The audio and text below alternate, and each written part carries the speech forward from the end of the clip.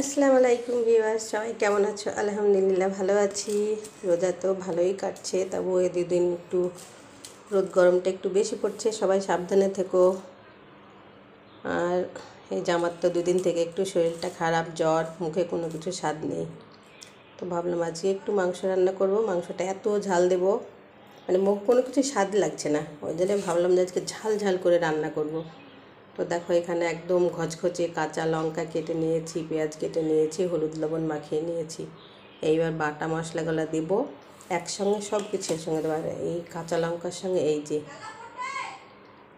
ঝাল ঝাল গুঁড়ো লঙ্কাটাও দেব অনেকটা বেশি, একদম ঝাল ঝাল করে রান্না করব, যাতে মুখে উস করে খেতে হয়। তো চলো বাটা মশলাগুলো বাটা ভাসা করে নিই। এই যে জিরে গরম মশলা বেটে নিলাম। 3-4 দিন থেকে আমি রান্নায় করিনি বললেই চলে, এও রান্না করে দিয়েছে। 13 বেলা রান্না হয়েছে, আজকে আমি ঠিকমতো একটু রান্না করে নিচ্ছি। আদা রসুনটা বেটে নেব, শিলপাটায় বেটে নিচ্ছি। শিলপাটায় বেটে না আমার মাংস একটু বেশি স্বাদ লাগে মশলা দিতে।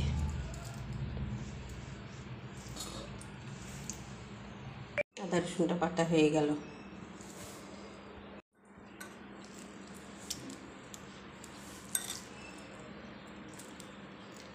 কার ঝাল লাগলো না লাগলো দেখে আমার লাভ নেই। আমার এখন খেতে ইচ্ছে করছে ঝাল ঝাল, মুখে কোনো স্বাদ নেই, তাই আমি ঝাল ঝালই খাবো। যে রসুনগুলো একটু ছোট ছোট ছিল, দেশি রসুন তো ছিলতে একটু বেশ কষ্টই হয়েছে, অনেকক্ষণ টাইম লেগে গেল। মশলা ধোয়া জল দিলে তরকারিতে নাকি বেশি স্বাদ হয়, তো মশলা ধোয়া জলটাও রেখে দিই, এটুকু দিয়ে নয় ঝোলটা দেবো।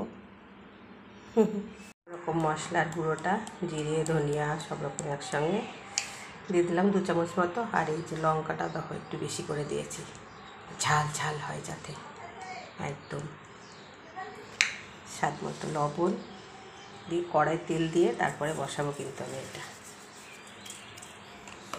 হলুদটা দেওয়া হয়নি, যা একটু মাখিয়েছিলাম তখন, তাই হলুদ।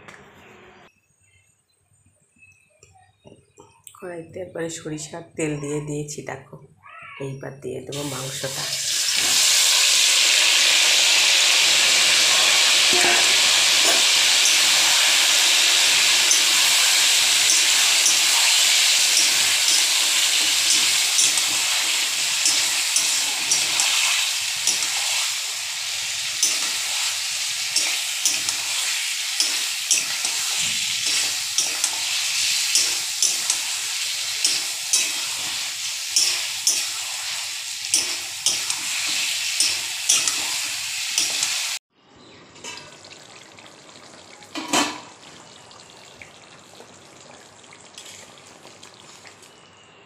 বা সুন্দর কালার এসছে দেখো।